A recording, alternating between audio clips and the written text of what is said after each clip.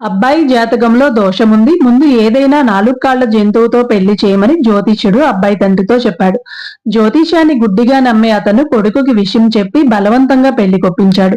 ముందు గుర్రంతో పెళ్లి చేయాలనుకున్నారు, కుదరలేదు. తర్వాత ఒక గాడిదని కూడా చూశారు, అదీ కుదరలేదు. ఆఖరికి ఇంట్లో పెంచుకునే జూలీ అనే కుక్కతో పెళ్లి జరిపించారు. పెళ్లి తర్వాత ఎందుకో తెలియదు గాని జూలీలో చాలా మార్పు వచ్చింది. ఎప్పుడు హాల్లోనే పడుకునేది. అలాంటిది ఇప్పుడు అతని రూమ్ లోకి వెళ్లి అతని బెడ్ ఎక్కి పడుకుంటుంది. అతను దాన్ని ఎంత బయటికి తోసి తలుపేసినా తలుపులు తీసే వరకు బాత్తూనే ఉంటుంది. ఇది వరకు ఇంటికి ఏ టైంకి వచ్చినా పట్టించుకునేది కాదు. కానీ ఇప్పుడు కొంచెం లేటుగా వస్తే చాలు గుమ్మానికి అడ్డంగా నుంచొని కరిసేలా అరుస్తుంది.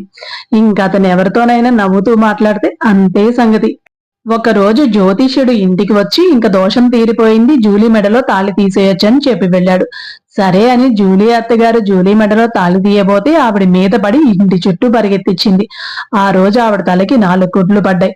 రాను రాను జూలీ టార్చర్ బాగా ఎక్కువైంది వాళ్ళకి. దాన్ని ఎలా అయినా వదిలించుకోవాలని నిర్ణయించుకొని తర్వాత రోజు జూలీ భర్త దాన్ని తీసుకువెళ్లి ఊరి చివర వదిలేసి ఇంటికి వచ్చాడు. అతని ఇంటికి వచ్చి చూసేలోపు సోఫాలో దర్జాగా కూర్చొనుంది జూలీ. ఇంకా ఇలా కాదు, ఎక్కడికైనా దూరంగా తీసుకువెళ్లి వదిలేయాలనుకుని ఫ్యామిలీ అంతా కలిసి జూలీని తీసుకుని ఊరికి బయలుదేరారు.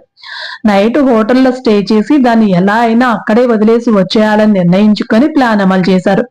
అనుకున్నట్టుగానే దాన్ని రూమ్ లో వదిలేసి వీళ్ళంతా కారులో బయలుదేరారు.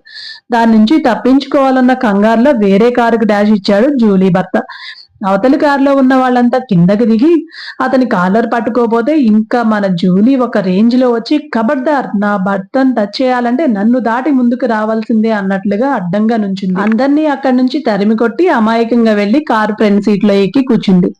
ఇది రోజు మా అమ్మతో ఇంట్లో కూర్చొని పొద్దున్నుంచి రాత్రి వరకు మిస్ అవ్వకుండా ఓటీటీలో వచ్చే అన్ని సినిమాల్ని, సీరియల్స్ ని చూసి అందులో కోడలి పాత్రల్ని బాగా ఓన్ చేసుకుందని అర్థమైన జూలీ భర్త ఇంకా చేసేది లేక ముక్కును వేలేసుకుని జూలీని తీసుకొని ఇంటికి బయలుదేరాడు.